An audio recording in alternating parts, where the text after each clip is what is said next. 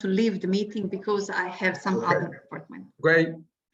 I ask you to switch off the microphone until you don't speak. Good afternoon to everybody. Now we start with a concurrent session devoted to the sustainable mobility challenges for the transition targets. That is one of the most important and critical issues today. In my very short introductory remark, I want to cover the whole sector because I'm sure, I'm confident that you will cover most of the most important issues. I limit myself to a few data and one final comment. Slide 1, please. Slide 1.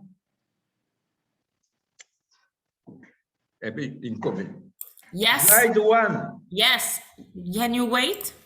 Yes. Slide 1, please. Perfect. Can you see? Yeah. Yes. I see. Perfect. Perfect. You can start. The first slide shows what happened until 2020. The renewable energy generation roughly has a share of European electricity consumption around 40%.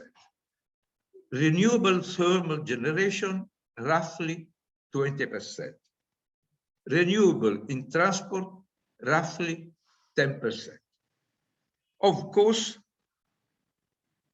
any more challenging climate target to be achieved after 2020 would require a much higher share of energy consumed in transport from renewable energy.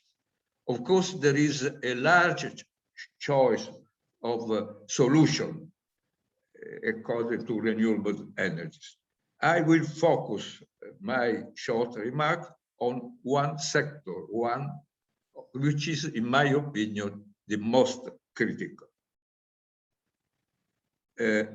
Today, big automobile manufacturers, now even Toyota, it was the last arrival, are investing in electrical cars.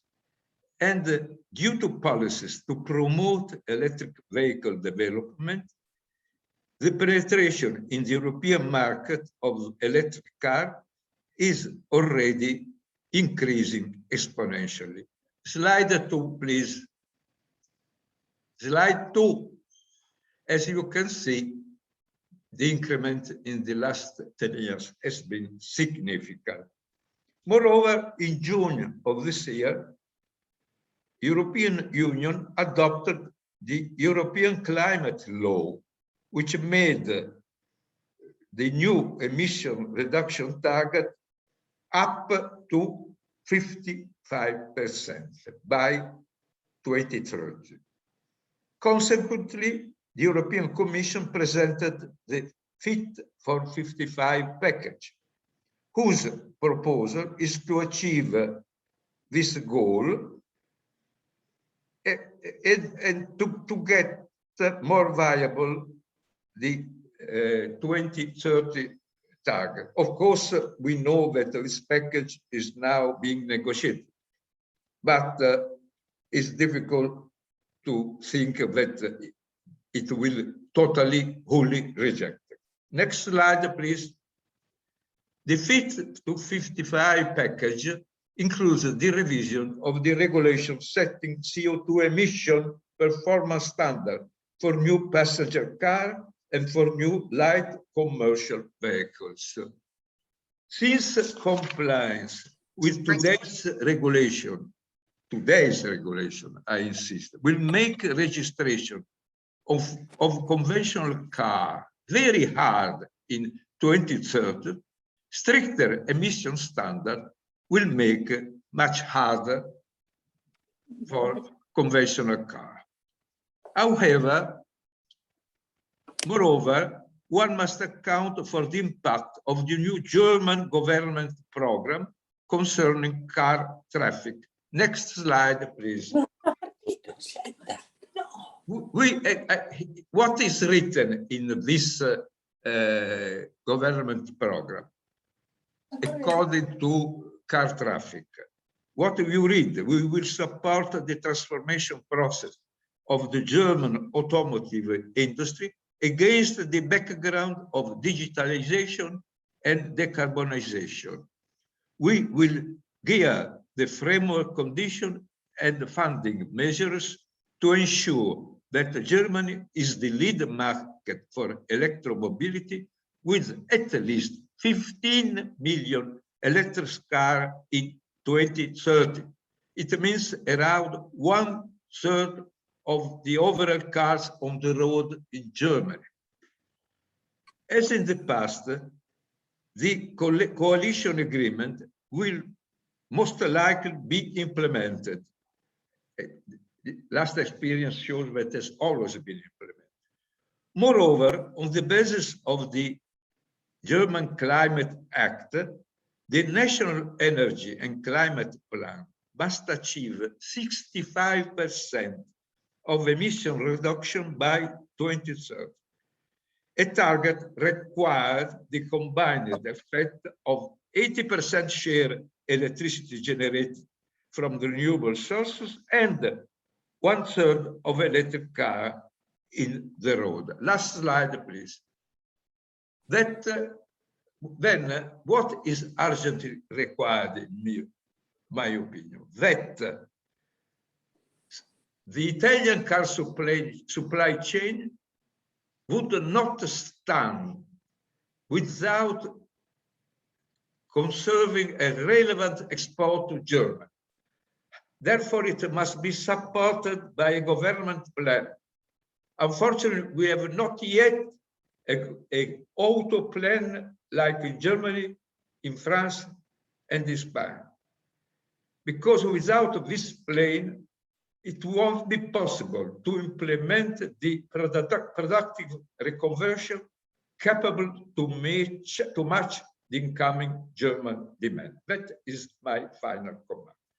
I stop here and I start with our intervention. The first speaker is Amelia Ayanovich. Amelia Ayanovich is a well-known participant to this symposium, is Associate Professor of Energy Economics in the Institute of Energy System and Electric Drivers at the Technical University of Vienna. Her current research focuses on alternative fuel and alternative automotive technologies, on transition towards a sustainable transport system, a transport energy policy strategies, and the last but not least, long-term energy scenarios. Please, Amelia. Thank you very much. Good afternoon. It's my pleasure to be with you. And in my presentation, I will talk about the hydrogen and fuel cells, vehicles, and their contribution to sustainable mobility. I will start with a brief introduction. I will talk a little bit about historical developments, but the major focus will be put on economic and environmental assessment of hydrogen and fuel cells vehicles. I will also briefly talk about the possibility to use hydrogen as a storage for the surplus electricity from renewable energy sources. And finally, I will close my presentation with a major conclusion. As we already know, the transport sector is nowadays almost completely based on oil products, mostly gasoline and diesel. It's a least diversified energy sector. We have just a few alternatives. Currently, mostly used alternatives are biofuels and electricity. And in the most of countries and regions, we have a huge energy import dependency, especially from Middle East countries. Transport sector as such is not sustainable, and what we need is to find alternatives to conventional vehicles which are more energy efficient, as well as to find energy low carbon fuels which can be used. One possibility to replace conventional fossil fuels in the transport sector is hydrogen. Hydrogen is the simplest, lightest, and most abundant element in the universe. Hydrogen had also very high energy density, much higher than conventional fuels, gasoline, diesel, natural gas, or biofuels. Also, hydrogen is less flammable than gasoline. It's not toxic, in opposite to all fossil fuels. And if we are using hydrogen in fuel cell, only byproduct that we have is a poor water. However, it's important to recognize that hydrogen is like electricity, secondary energy carrier, what means that hydrogen have to be produced. But the good news is that for hydrogen production, we can use all available primary energy sources, renewable energy, fossil energy, nuclear energy, whatever we have. Hydrogen has a long history. It was discovered already in 1766 as a distinct element, and already in 1874 was presented the first vision of hydrogen economy. And which was also presented later by European Commission in 2003. Maybe you can turn off your microphones. So what we can notice here is that over time we have try to use hydrogen and fuel cells in the transport sector, starting from the farm tractor over vans, passenger cars, but also buses, tram cars, forklifts. So there are different portfolio of transport modes in which hydrogen and fuel cells can be used. When we are talking about hydrogen and fuel cells vehicles, it's important to recognize that fuel cells vehicles are a special type of electric vehicles. In opposite to rechargeable electric vehicles, when we are charging electricity directly in vehicles, in the case of fuel cells vehicles, we are using hydrogen to produce electricity on board in fuel cells. Over time, we can notice that we have increasing use of electric vehicles since 2010. Here you can see development of the global stock of electric vehicles. And what we can notice is that we have significant number of battery electric vehicles, plug-in hybrid vehicles, but the number of fuel cells vehicles is very low. This is this wild line at the bottom. So in this slide, you can even see better development of fuel cells vehicles. What we can recognize here is that the number of fuel cells vehicles is increasing over time. In 2020, we have had worldwide about 26,000 fuel cells vehicles in use. However, most of these vehicles are just used in few countries, 39% in Korea, 35% United States, 16% in Japan, 4% in Germany. And in the rest of the world, we have just different pilot projects. For hydrogen and fuel cells, we need also new infrastructure. And here, for example, you can see that a refueling station, hydrogen refueling station that we have in different countries. As I showed before, in Japan, we have 16% of the fuel cells vehicles, but they have the largest number of refueling stations, about 134. On the second place is Germany, but in the most of the countries, the number of refueling stations is below 5. As I said before, hydrogen can be produced using different primary energy sources. Whatever we have, we can use for hydrogen production, but currently the largest amount of hydrogen is produced using fossil energy, gas, oil, or coal. Actually, the largest amount of hydrogen is produced using gas, natural gas and in steam reformer. Currently, hydrogen is not produced with the goal to reduce greenhouse gas emissions. The major reason for hydrogen production is to have possibility to use this hydrogen for industry purposes, for example, ammonia production, refinery, methanol production. So in this case, we are looking for the cheapest way to produce hydrogen. Depending on how we are producing hydrogen, we are talking about different colors of hydrogen. If we are producing hydrogen from renewable energy sources, then we are talking about green hydrogen. However, as I said before, the largest amount of hydrogen nowadays is produced using fossil energy, and then we are talking about the gray hydrogen. Currently, mostly we are using natural gas to produce hydrogen, and in this case, per every kilogram of hydrogen, we are also producing between 7 to 10 kilograms of carbon dioxide. If we have a gray hydrogen in combination with carbon capture and sequestration, then we are talking about a blue hydrogen. However, for the future of special interest is a green hydrogen. The reason why we are mostly using gray hydrogen nowadays are the cost. Here you can see obviously that in average gray hydrogen have 3 times lower production cost than green hydrogen or 2 times lower than blue hydrogen. And this is the major reason why we are using nowadays gray hydrogen. However, when we are looking at the environmental benefits, then we have different situation. Here we can notice that the lowest emissions we have in the case of the green hydrogen, just about 22 grams CO2 per kilowatt hour of hydrogen, and the highest we have in the case of the gray hydrogen.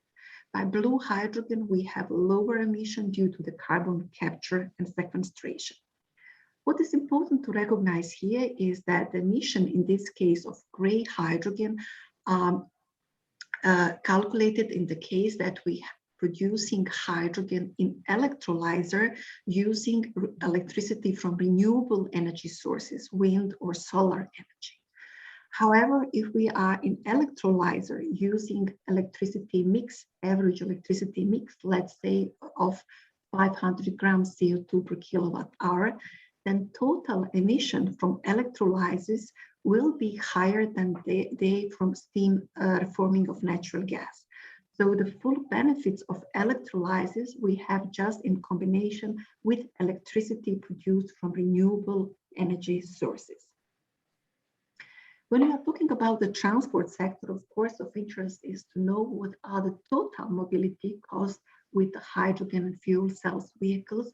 And these total costs are dependent on the investment cost for vehicles, capital recovery factor, specific number of kilometers driven per year, energy cost, in this case, hydrogen cost, energy efficiency of the vehicles that we have, as well as other operating and maintenance costs. And in this figure, you can see the total cost of mobility given in euro per 100 kilometers driven for fuel cells vehicles in comparison to battery electric vehicles as well as conventional internal combustion engine vehicles. What is important to recognize here is that the largest impact on the total cost have capital costs. They are especially high in the case of the fuel cells vehicles, and currently the impact of energy cost, fuel cost is relatively low. In this figure, you can see in comparison on the one side cost of mobility with hydrogen and fuel cells vehicles, as well as related emissions per kilometer driven.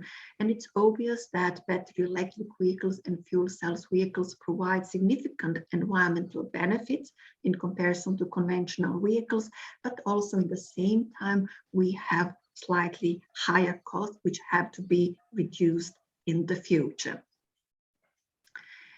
It's interesting to compare battery electric vehicles and fuel cells vehicles because both are some type of electric vehicles and both are so-called zero-emission vehicles.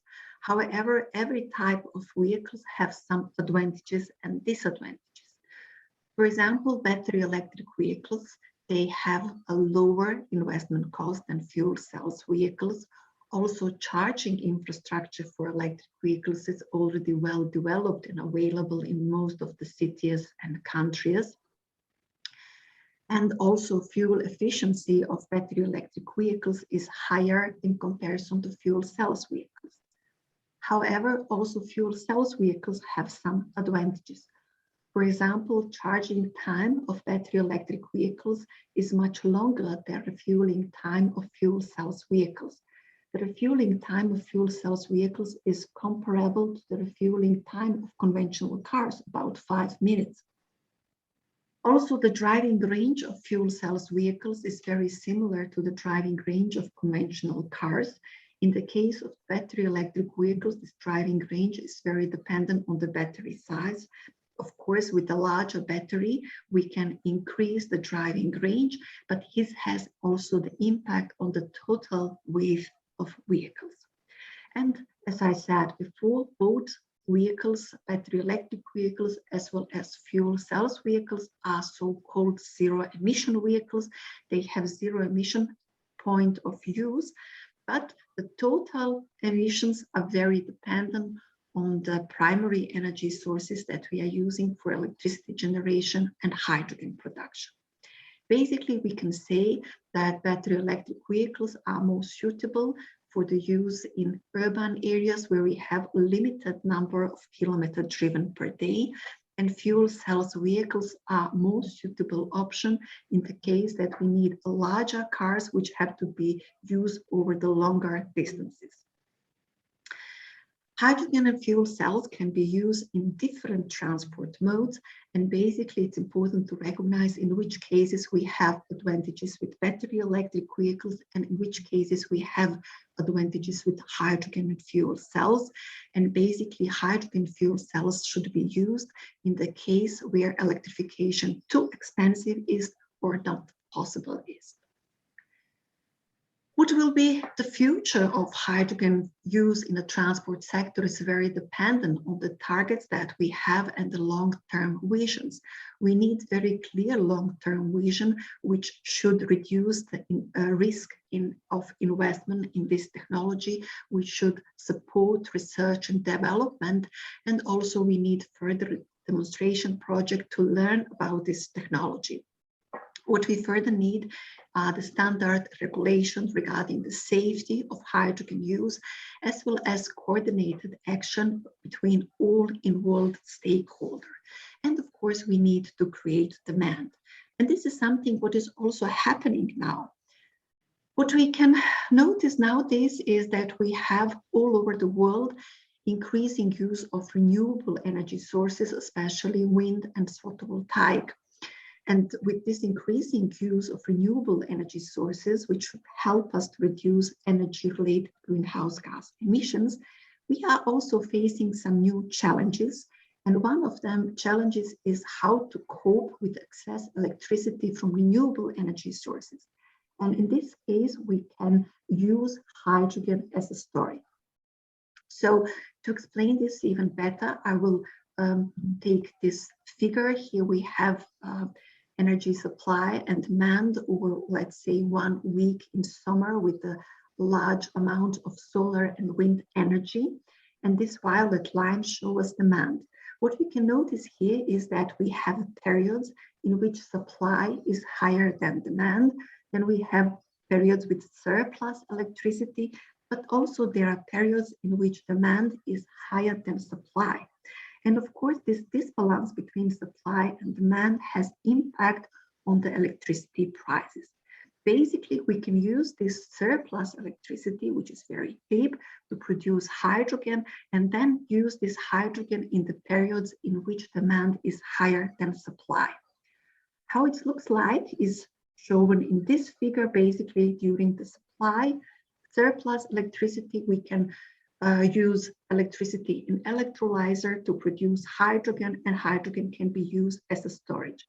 In the periods when demand is higher than supply, we can make re-electrification of hydrogen and again have electricity which can be used for different purposes.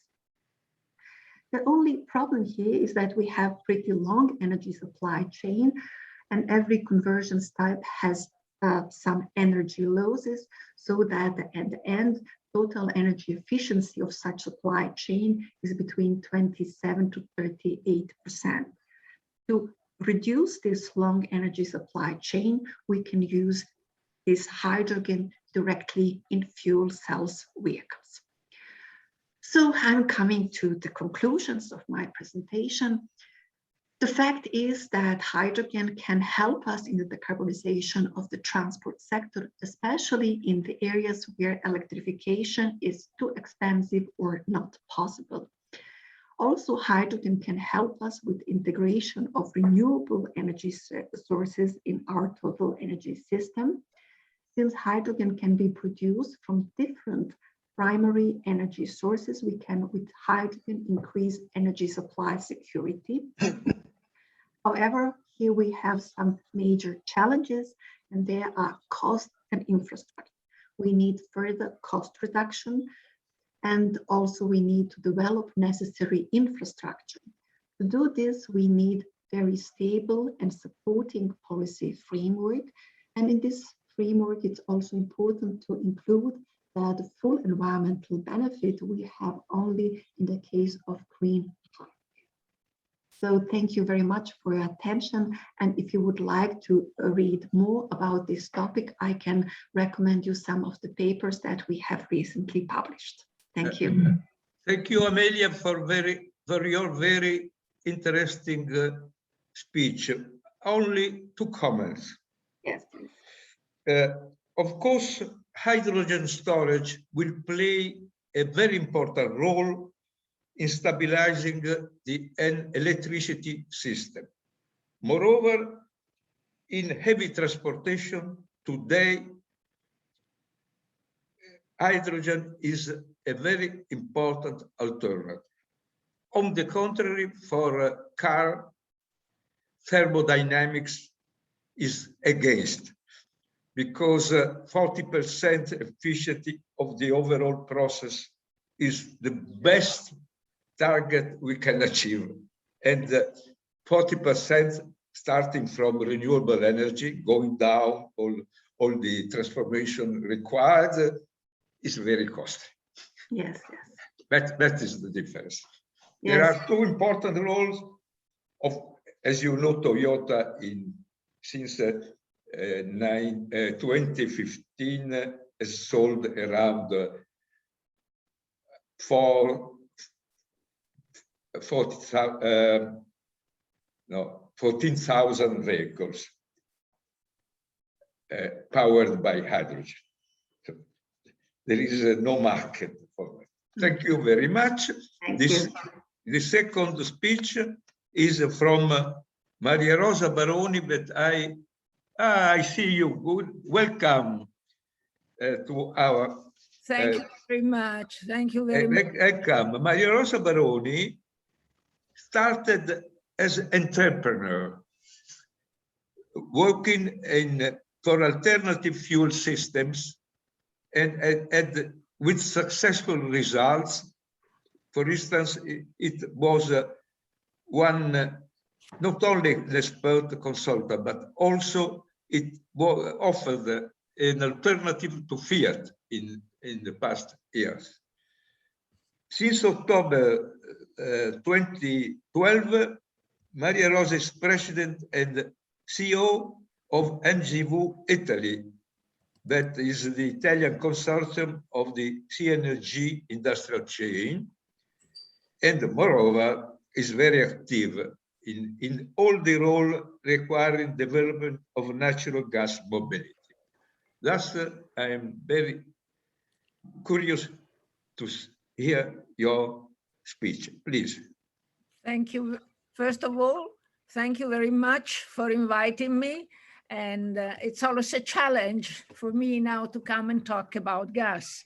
Up to a few years ago, talking about gas, I was, let's say, a hero. When we started, when natural gas was still, we were talking about only diesel and gasoline, and natural gas was the clean fuel. But now the life is not so easy. As president of NGV System, the Italian association that represents the industry and of natural gas in all its form, LNG, CNG, and now biomethane, both for transport on tire, let's say, on the road, and maritime, finally. We are really working for a sustainable mobility, and this is really a challenge for the transition target. I would also like to add that it's a challenge also for our industry, because we are looking to a low carbon economy and we want to keep the role of gas in the transition. So I would say that NGV Italy, it's one of the largest associations sustainable for natural gas. And we still think that natural gas can have a very, very good part in the transition. I want also to add that NGV Italy, it's probably the only association, multi-purpose I call it, because my industry, they work on all kinds of energy. We have electricity, we have biofuel, we have hydrogen, and of course we have biomethane. So we must be neutral. And that's the philosophy and the target of NGV Italy. We don't want to fight, we don't want battle, we don't want to say we are the best, but we want to be considered as a very good chance for the transition to eco-sustainability in the future. So that's my presentation. It's very simple. As I say, we represent the Italian gas value chain for transport, gathering companies in natural gas upstream, midstream operation, engine design, car, truck, ship. We have OEM production, natural gas network management, retail station ownership, cryogenic technologies, and biomethane production. NGV Italy, it's one of the leading gas mobility associations in Europe, and globally being a national and international leadership and supporting international know-how, technology, and the best practice sharing. I want to say that in my long life in this business, in this sector, when I travel abroad, and they are really considering Italy like the leading country in this technology. And this is something we should never lose, because I'm very proud to say that Italy is the target for most of countries to look at the future clean mobility by gas in all its form. So we have to keep it and foster at the global level. Italian industrial excellence and expertise for natural gas is extremely important. So here we can see the world transport energy needs. We see that when we go to this 2040, the high sensitiveness of energy, of demand, it's lacking. What we do? We can see now what we can do at the present up to 2030, but then up to 2040, we really, this is a big question. How do we reach that? I just read recently that Italy at the moment is producing only 10% of the necessary energy required by 2035. And this is a big problem for not only for our country, but for countries like Italy that don't rely on nuclear like France, or in high possibility of water stream. Italy needs gas. That's what I say, together with other technology, of course. So here we have the liquid demand by sector. You can see that as we go on to 2040, the big part of the demand will come from heavy duty transport. I would like to emphasize the fact that some countries don't have the big problem we have in Italy. In Italy, we have highway and roads that go from the Alps to Sicily. Then means more than 15,000 kilometers. It means almost like from Norway to Sicily. So it would be very difficult, especially for the kind of land we have with Alps, with Apennine and narrow roads, to have electrical mobility, at least until the technology will not improve, will lighter with lighter batteries and so. So Italy, especially for heavy duty, it's very much compelled to natural gas on biomethane. Now we go to the benefits. We always talk about the CO2.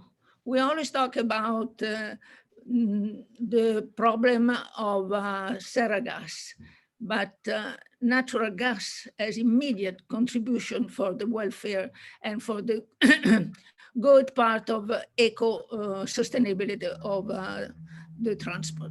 We see the chance with heavy duty road transport.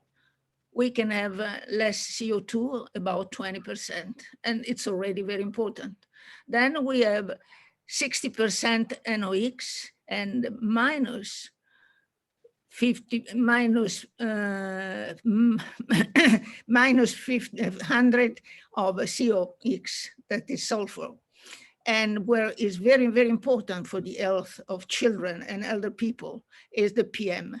Natural gas, it's absolutely clean and absolutely available, economical, and it would be a very good solution for places like Lombardia, where I live, where the percentage of PM is extremely high.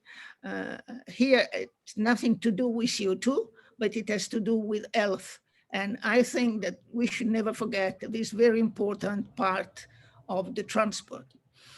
And then we have maritime transport. Maritime transport, we will have a benefit of 25% CO2, of 90% NOx, minus 100% of sulfur, and minus 100% PM.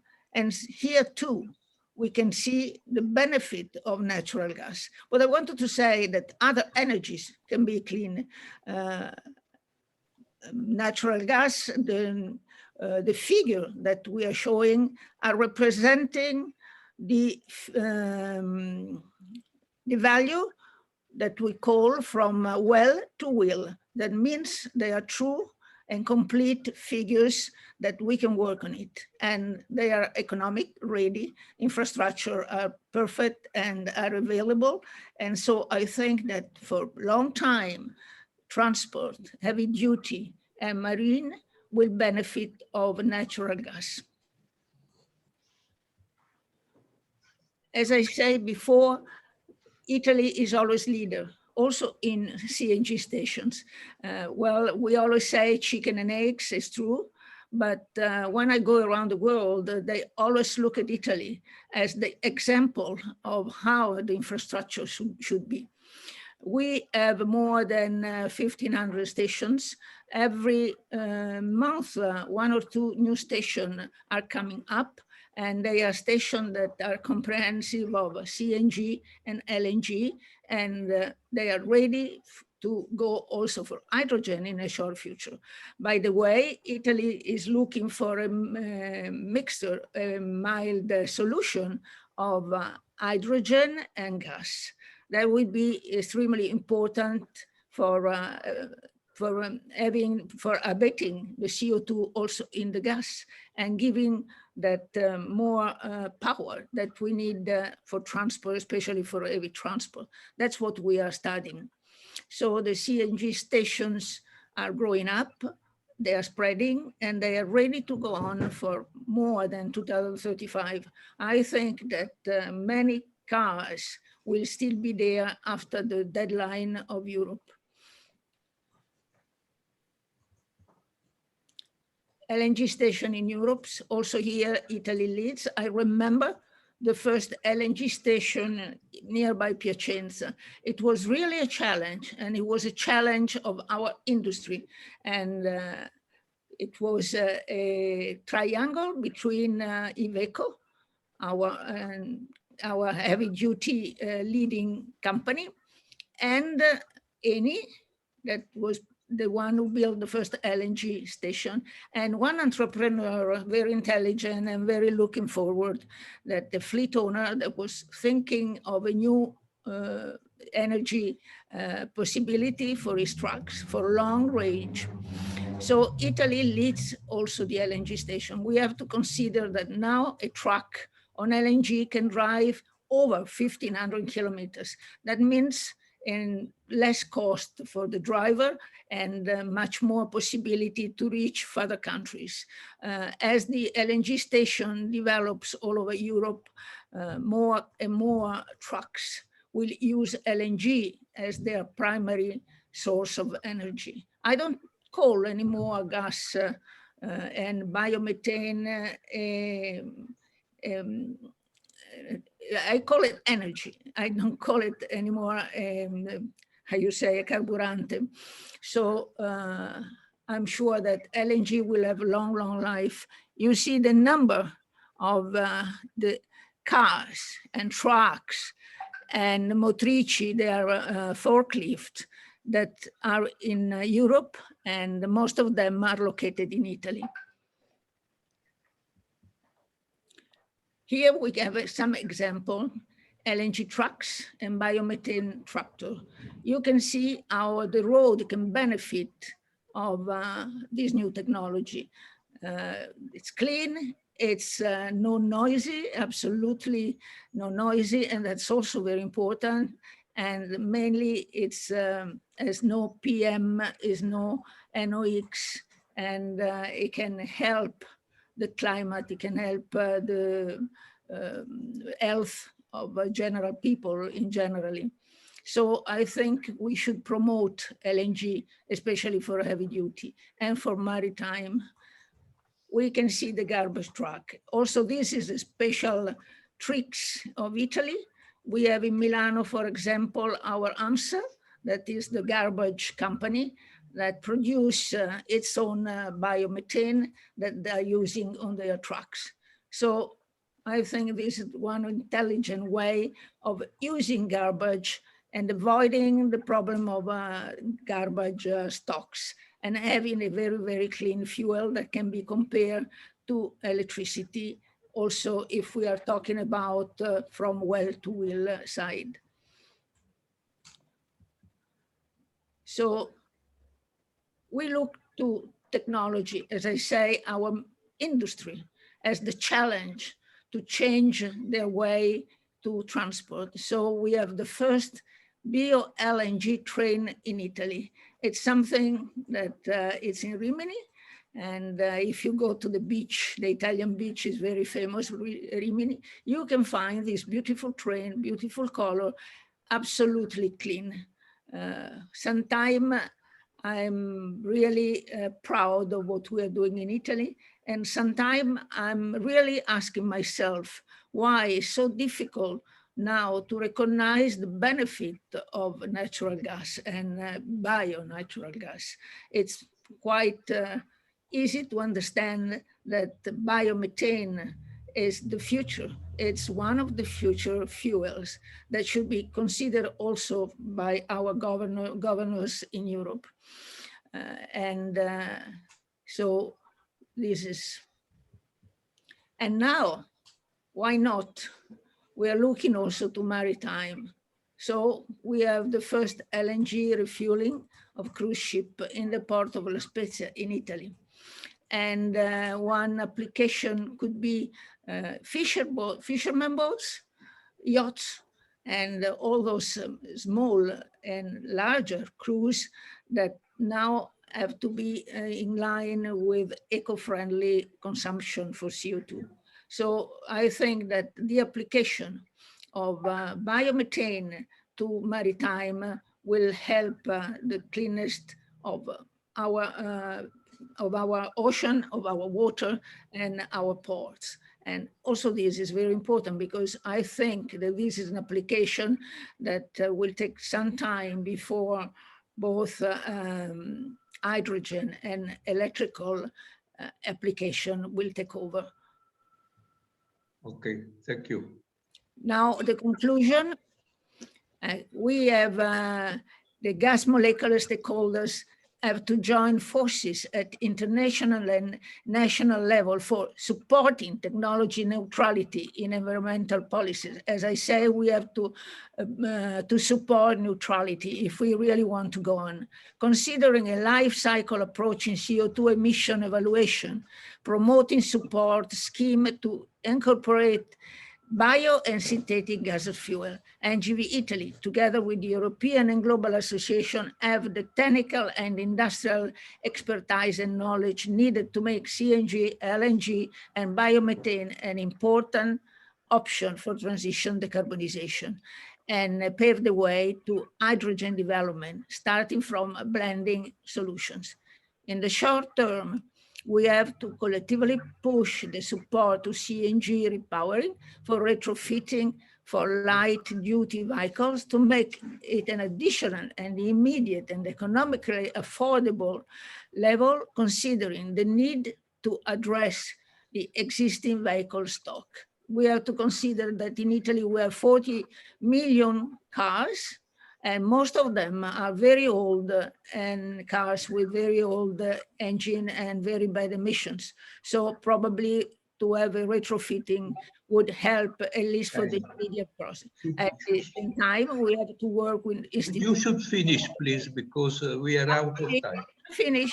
And I want just to say thank you for listening to me, and let's take CNG and LNG as the future, one of the future energy sources. Thank you. Thank you, Mariarosa.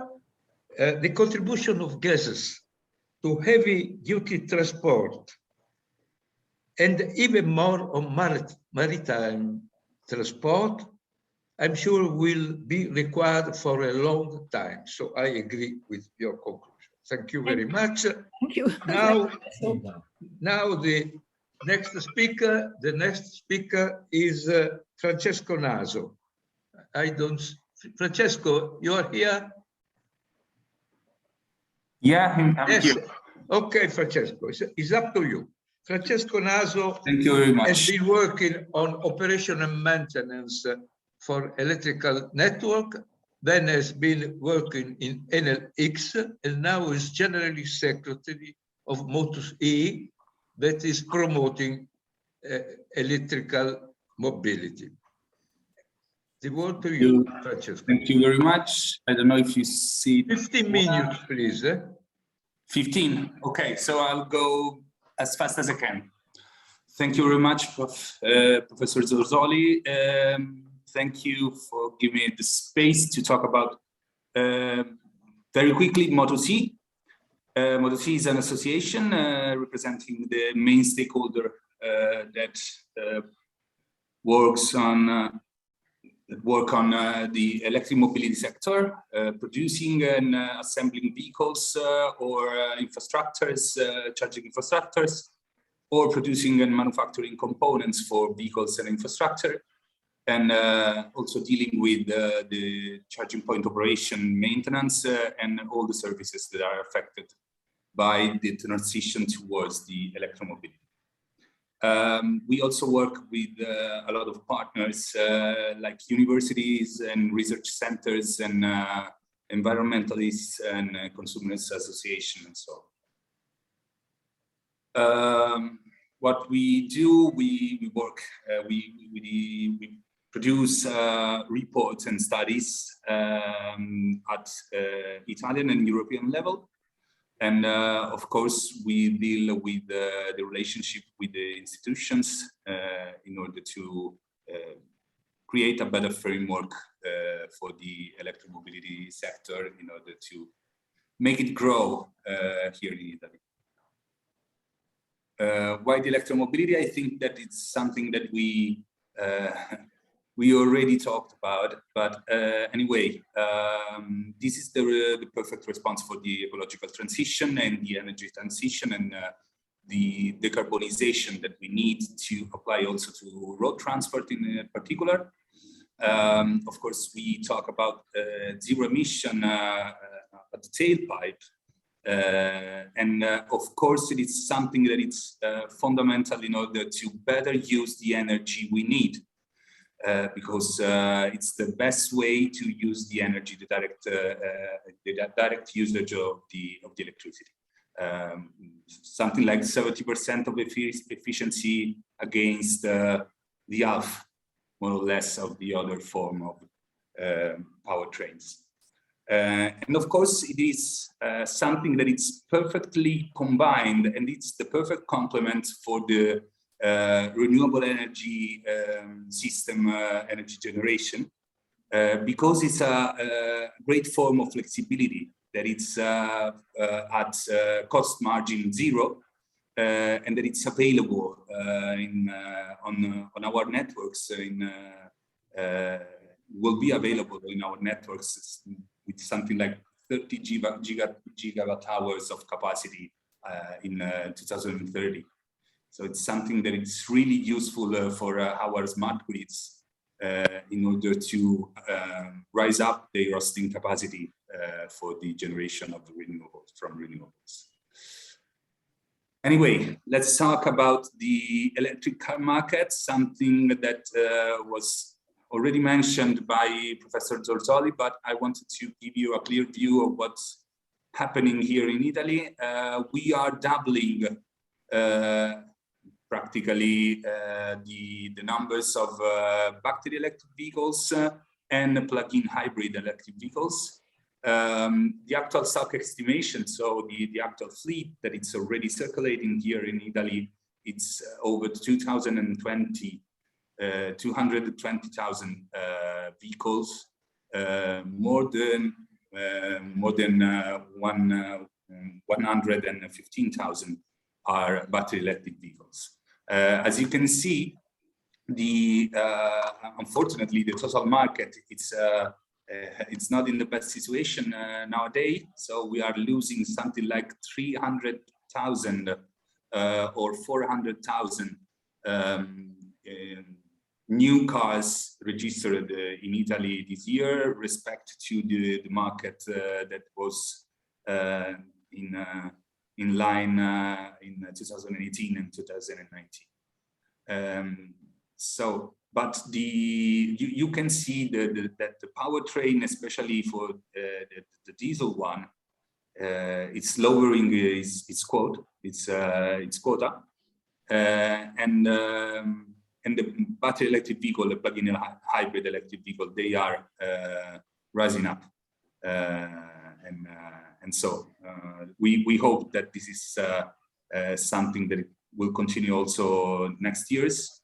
But it's something that is inevitable in the general market. So it's a trend that it's not stoppable at all. We can just slow it down if we want, but we are going to lose a lot of value from this transformation.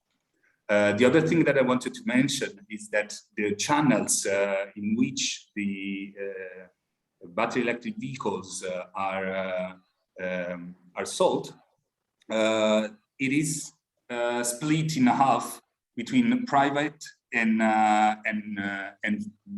company cars, and this is something that it's a trend that it's already ongoing in almost the most important markets in Europe and US.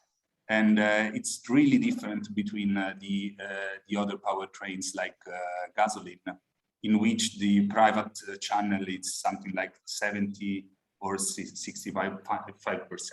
So mobility as a service is something that it's more related with the electromobility. What about Europe?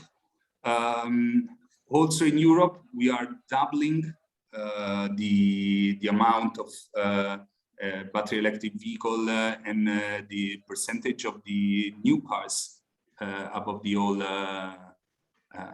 older registrations, and it's one of the most important increase that we can see. Also, of course, hybrid electric vehicles are rising up, are increasing their quota, and of course you can see the diesel quota. It's really lowering its impact. Here below you can see the registrations of cars, new cars, of new battery electric vehicles and plug-in hybrid cars in each market.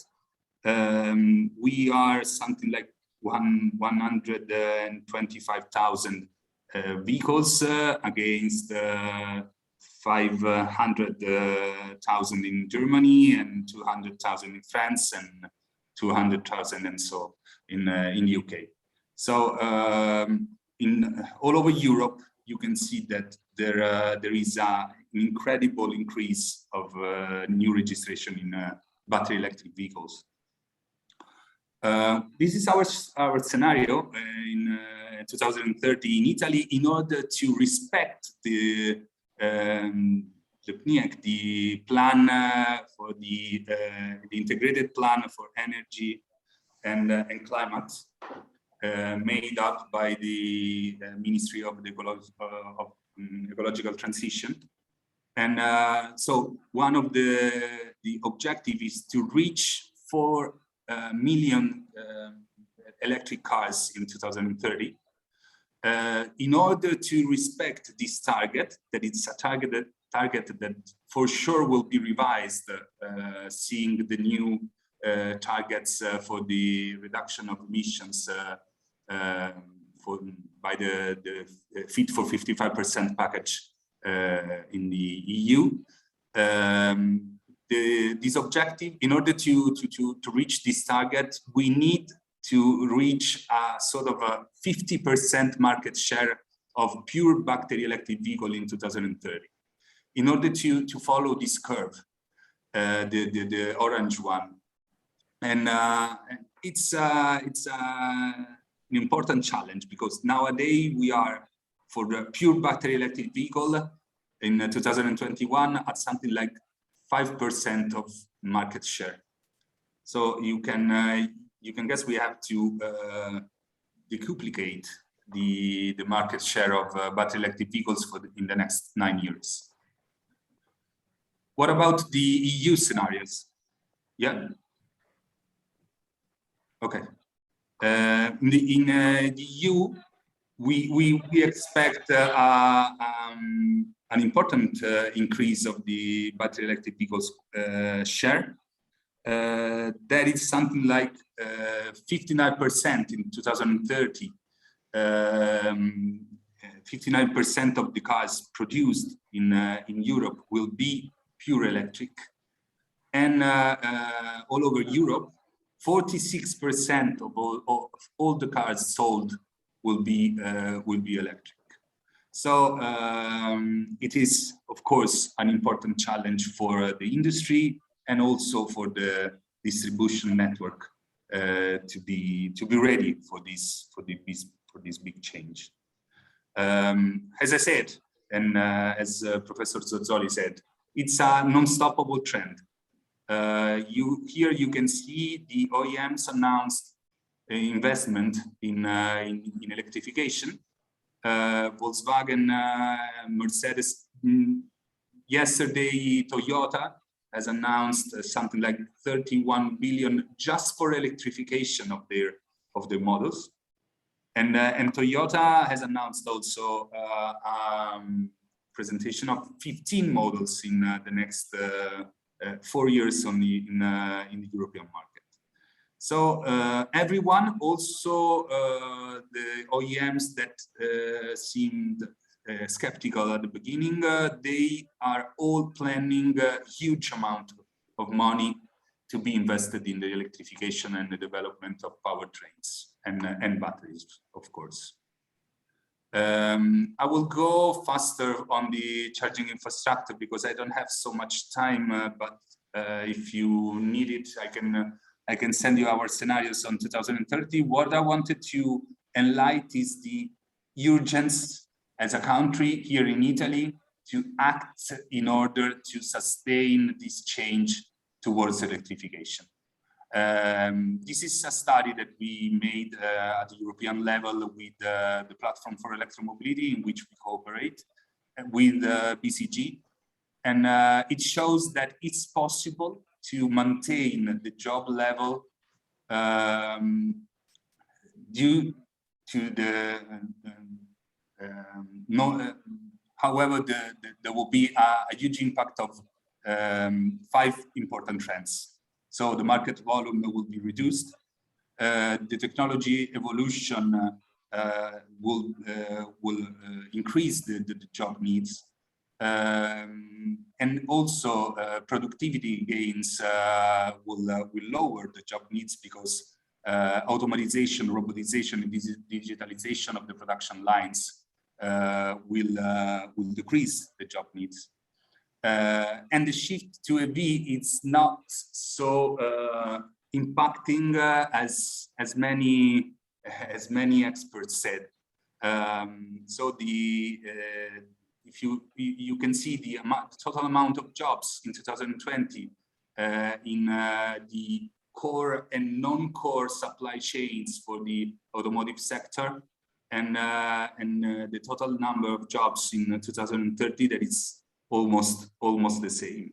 But there will be an important shift between industrial sectors. So of course the automotive components will see an important shift, an important loss of jobs, and the energy sector, the installers, the power electronics, and the battery sector will see a huge need of new jobs.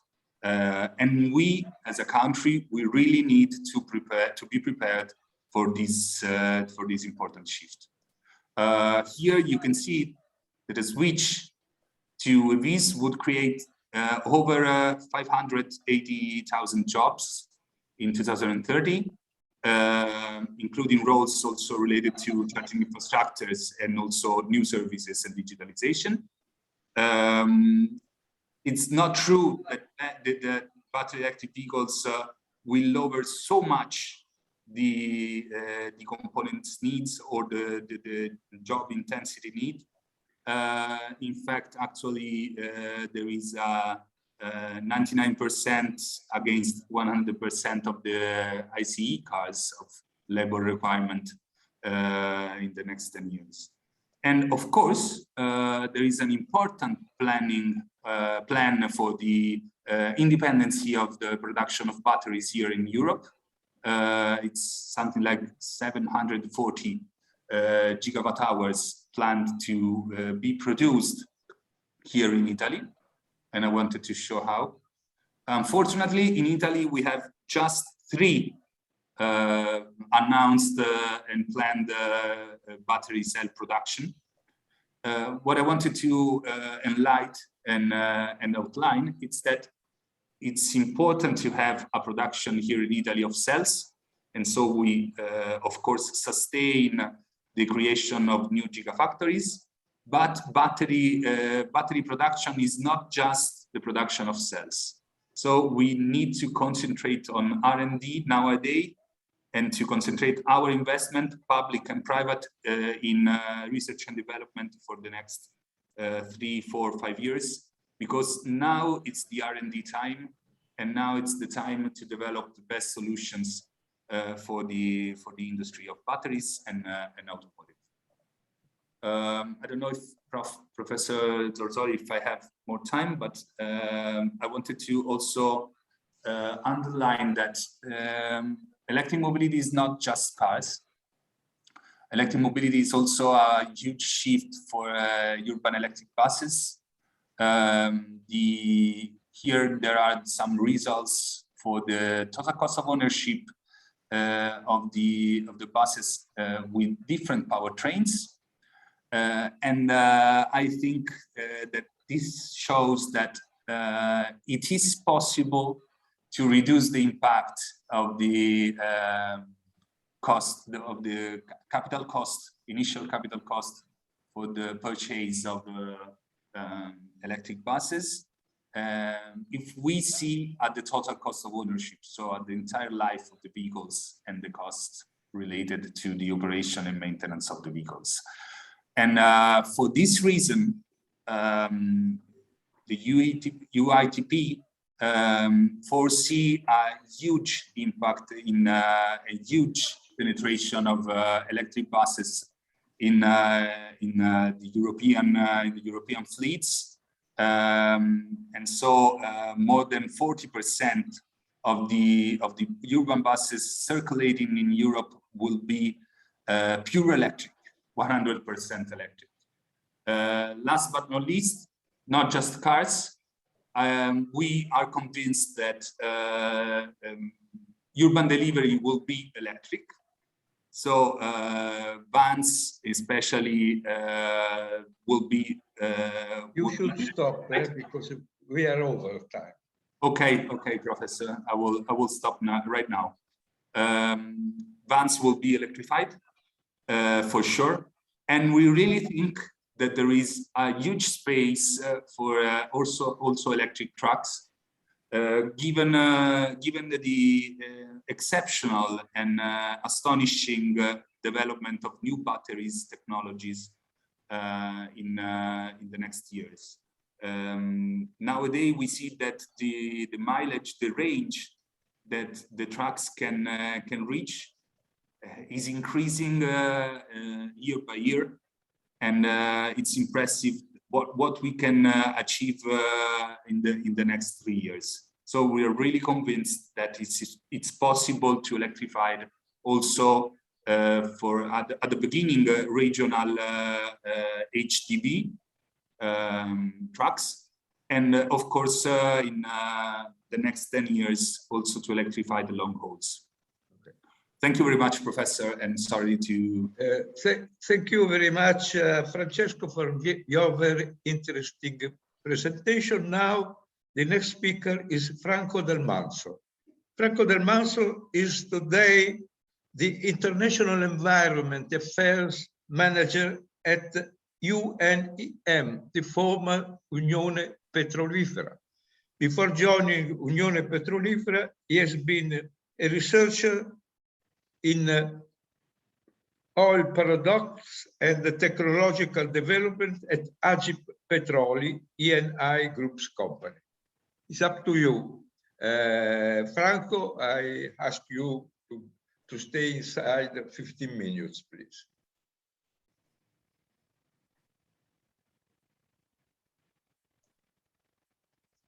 Please. Franco.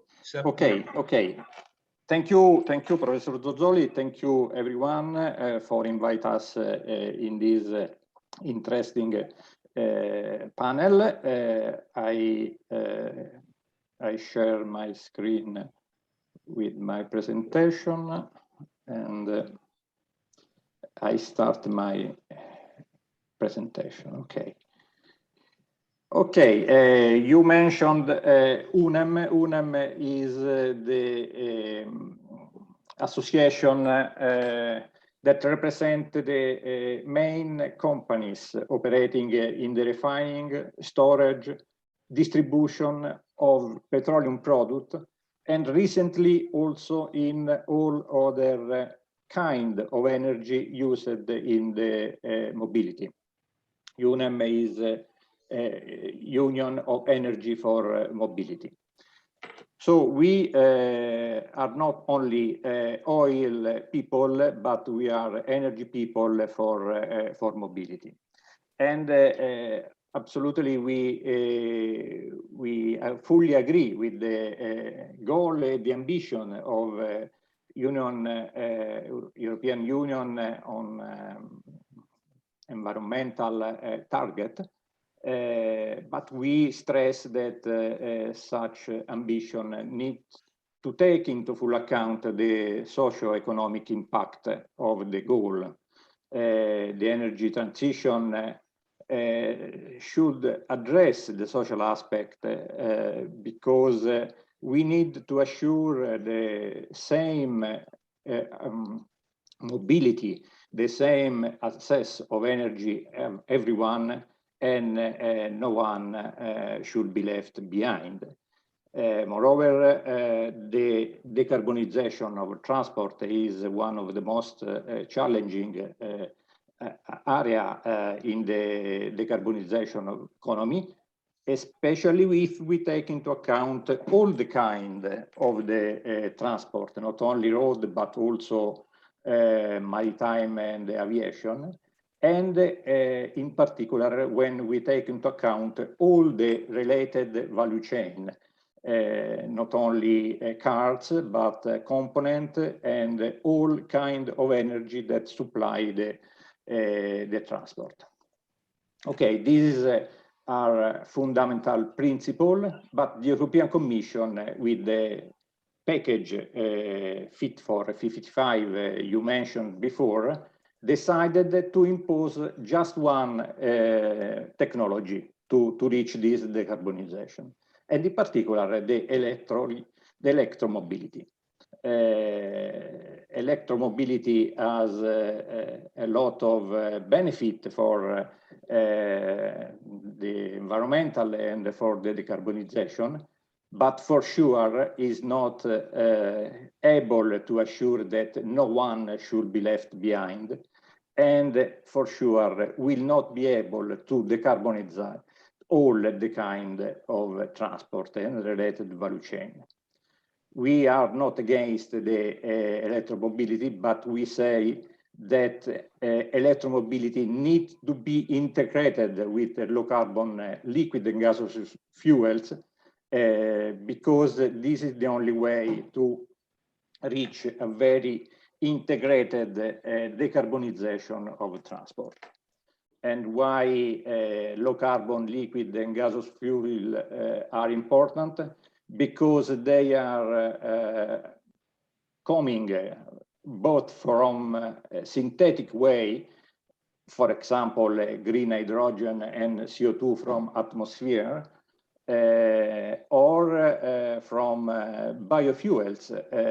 We already heard Mariarosa Baroni about the importance of biomethane and bio-LNG, but also all other advanced biofuel are very important, because they can reduce the emission of all vehicles in circulation immediately, without waiting the change of the car fleets that will take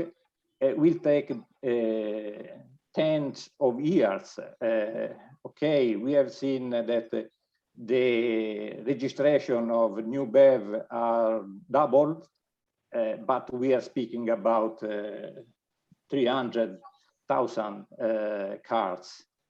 We need to change 35 million of cars in Italy and 350 million cars in Europe. So we have to take into account this number, because even if we think that the battery electric vehicle can be registered 100% in every country in Europe, in this case, also 20 years are needed to change immediately, to change all the car fleet. Then the liquid fuel can be used with the existing infrastructure without any additional investments. We don't need the network for recharge the cars. We don't need the very, very big investment to adapt the electric network to this recharging infrastructure. We can decarbonize all the segment of the transport, also aviation and marine and heavy duty. And we can allow Europe to remain a global leader in this kind of technologies in internal combustion engine and in general in the European industrial system. So at the end, we don't remain dependent from China. I have seen your last slide, Professor Zorzoli, in which you mentioned that the Italian component industry need to be reconverted in order to supply the demand from the German car industry. This will not be the case because the component for the German car industry will arrive from China, not from Italian component industry. Okay, we can also produce some component, but the main aspect of the electromobility is produced in China, and we will remain dependent of China in this case. And this is not acceptable, the position of European Union, because we can see here, this is the JRC study of the same commission of the European Union, in which the synthetic and biofuels are excellent performance in terms of reduction of CO2. In this year, from now to 2025, even better than battery electric vehicles. In the 2025, when we hope that the electricity production will be decarbonized, but in this case, okay, we have on the same level of the biofuel and the synthetic fuels in terms of emission of CO2. This is a real result. The only difference with the European legislation is that in this case we have applied a well-to-wheel approach. We have considered also the CO2 emitted in the production of the fuel or in the production of the electric carrier. The European Commission, on the contrary, with the legislation imposed, do not take into account this CO2 emission and ask only to be respected in the tank-to-wheel approach, the emission standard. And in this case, the internal combustion engine cannot be used, and the only engine can be electric engine or hydrogen fuel cell. We have also a study of Volvo, and Volvo is the car companies that will be electrified totally in 2030. So is one of the car companies that invest more in the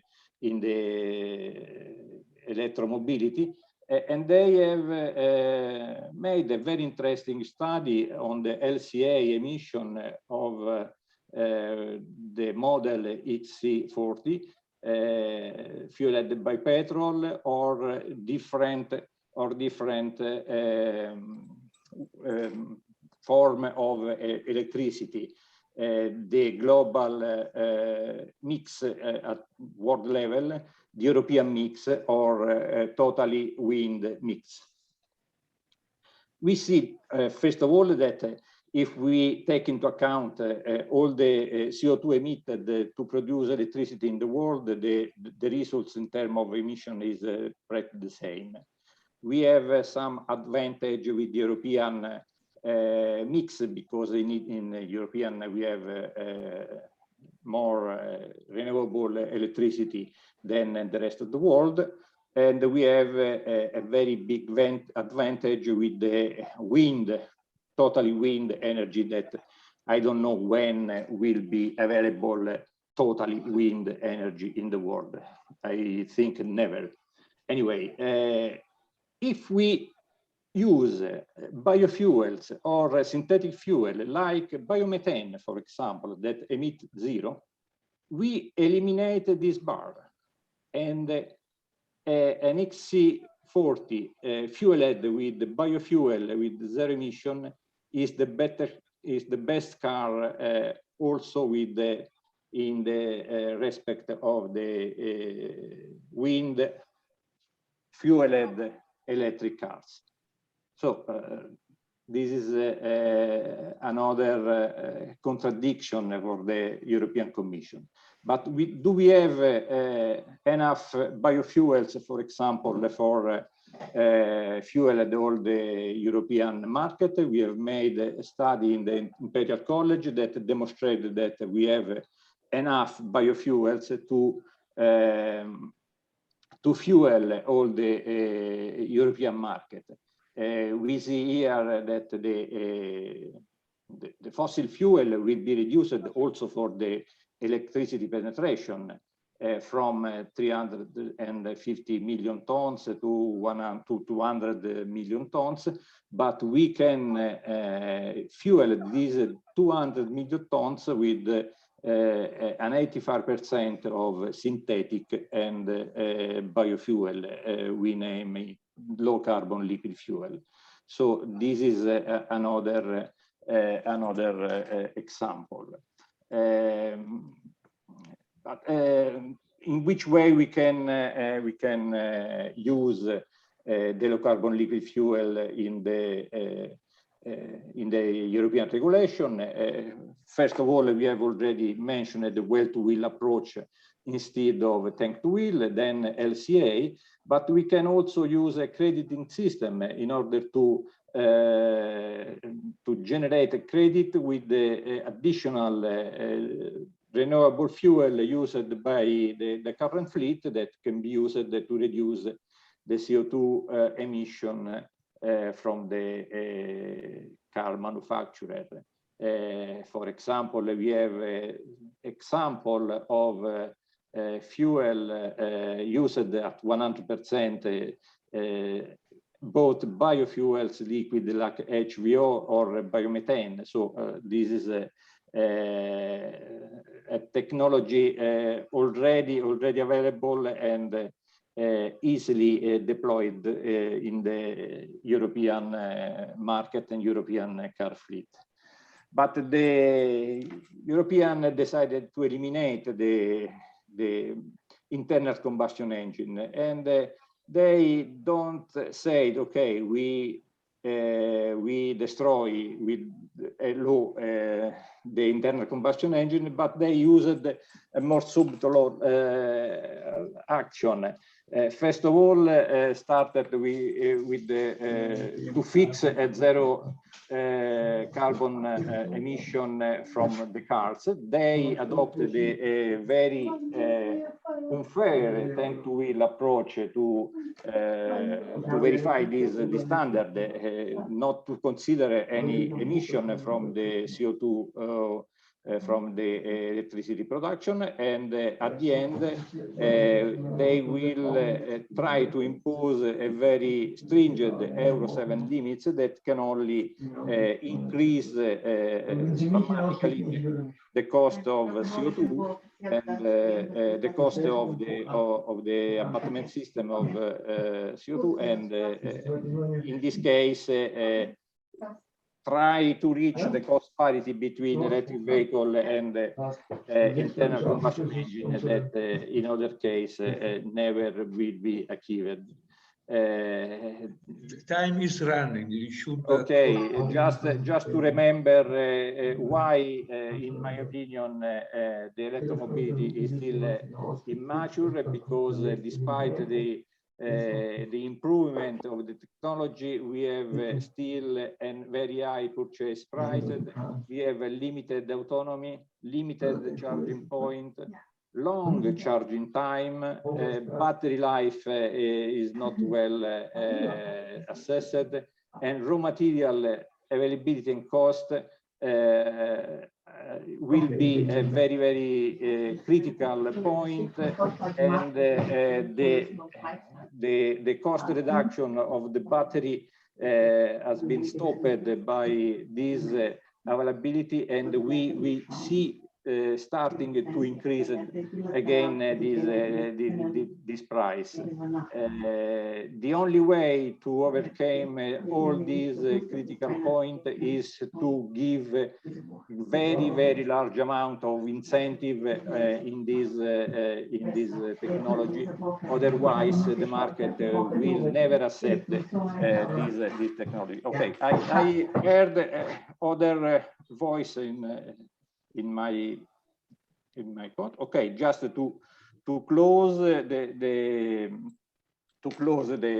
presentation, we propose to remove the tank to wheel approach and to adopt a well to wheel approach, just to take into account all the CO2 emission, because the CO2 emitted from the electricity generation has the same dangerous impact on climate like the fossil fuel. And then to adopt a framework in the long term that allow the technology neutrality. And this is the way that we can decarbonize the transport, maintain the right mobility for citizen and good, and to preserve also the European industrial excellence that otherwise will be destroyed by the Chinese industry. Thank you, John. Thank you, Franco. Last speaker is Dario Soria, now General Manager of Assocostieri. I must apologize, Dario, but time is quite limited. You should be as short as possible. Thank you. I apologize for now. Oh, it's okay. Thank you very much indeed, Professor Zorzoli. Let me try to share my presentation. Can you see it? I think so. Okay, good. So good afternoon, everybody, and thanks also for having invited Assocostieri to this session on the sustainable mobility challenges for the transition targets. My name is Dario Soria. I am the General Manager of Assocostieri. And as you probably know, Assocostieri is the Italian Energy Logistics Association.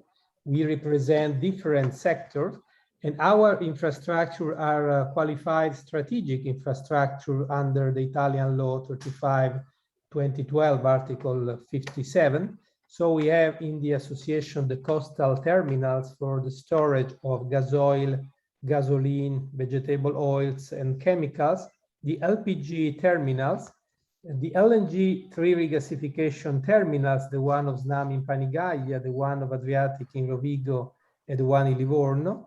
And then we have the so-called LNG small-scale coastal storage. Actually, in Italy, we have the Oristano high gas deposit and the other one in Ravenna, plus others in the authorization process. Then we have the ship owners providing the bunkering services by barges, and companies active in the biofuel and biomethane production. Here we have at glance the picture of the Italian logistic. It's not so easy to see, so let me help you a little bit. We have the blue cylinder, which are the deposits more than 15,000 cubic meter. Then we have the two flat cylinders, which are the two small-scale deposit in Oristano and di Ravenna. The sunflowers are the biodiesel production, and then we have the green cylinder, the refineries, the red cylinder, the logistic hubs, and then the green cylinder, which are the two Gela and Barghera biorefinery, and then the ships, which are the three regasification terminals I mentioned before. If we have a look, oh, I have a problem with my, okay, presentation. Right now here on this screen, this is the traditional oil supply chain, and we can see from this slide how there is a primary strategic pivotal role for the coastal terminal, for the coastal storage, because from the storage in our logistics, which is the primary logistics, then the oil product went traditionally to the distribution or to the secondary logistics or commercial deposit. We know that we import more than 73% of oil products from abroad. If we change picture and we go to the LNG newborn infrastructure, because the first two deposits are this year, 2021, on operational, and then we will have next year the small scale from OLT Livorno and then Panigaglia. The same logistics is here represented even for this new logistic chain. So even for the LNG, generally speaking, for the gas, we have dependence or more than 19% for abroad.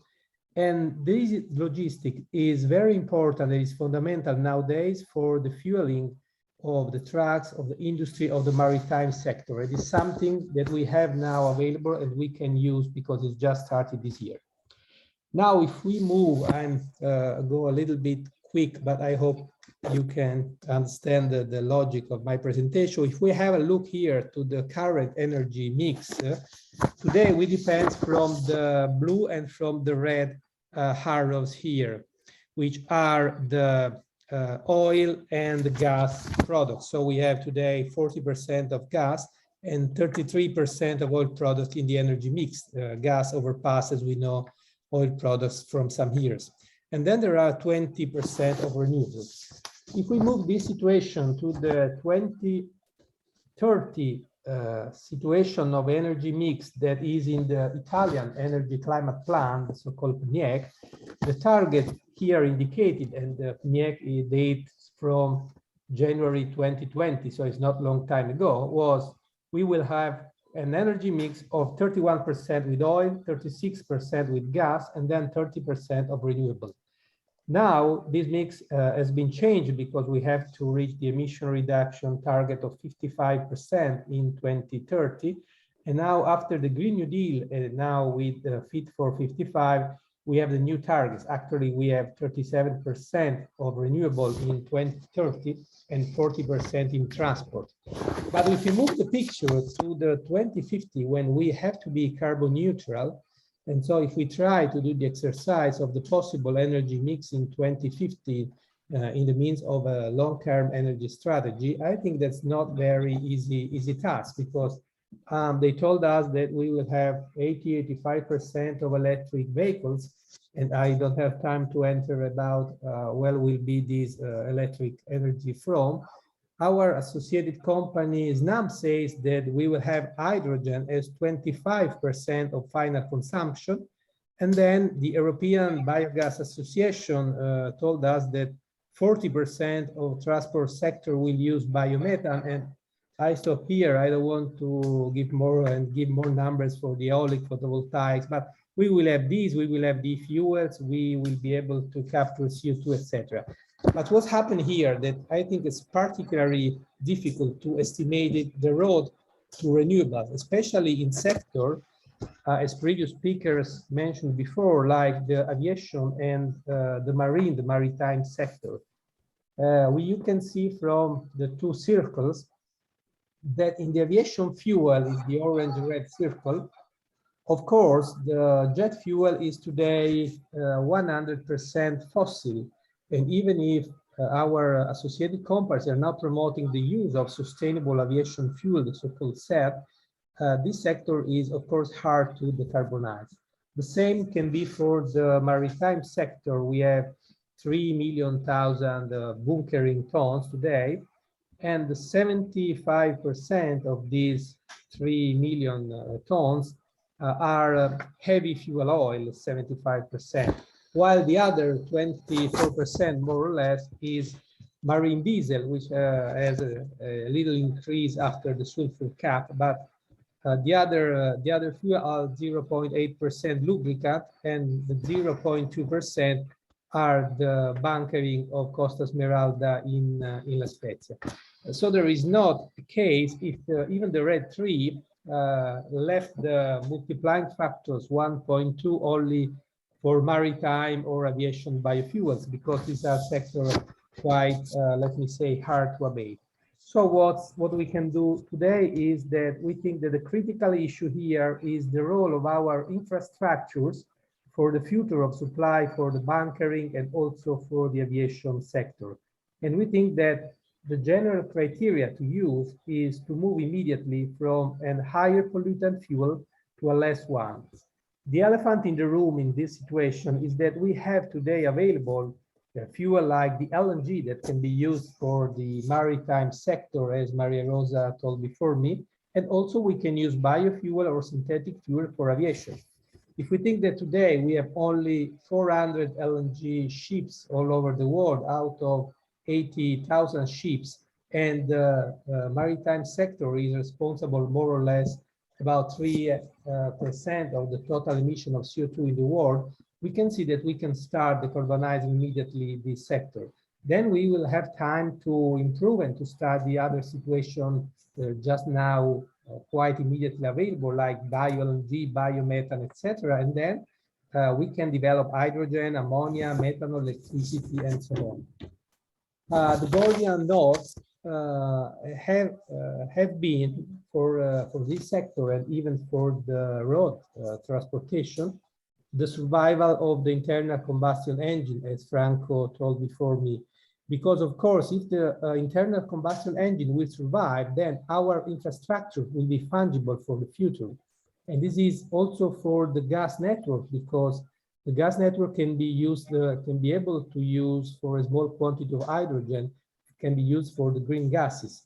But then it's situation will be totally different if the situation changes. Now, we know that many studies. Excuse me, you have 5 minutes left because we okay, must. 5 minutes is enough. I don't want to pay for the others to be too long. I will try to short up. But so the point here, we go to this slide. My friend Franco showed another study, but this is a slide from one study that we did with Bocconi University.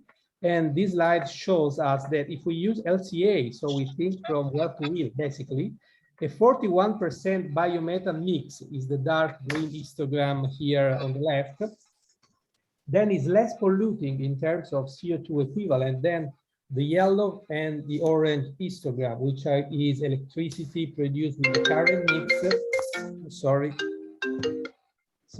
with the current mix, and electricity, the orange one, produced with the energy climate mix.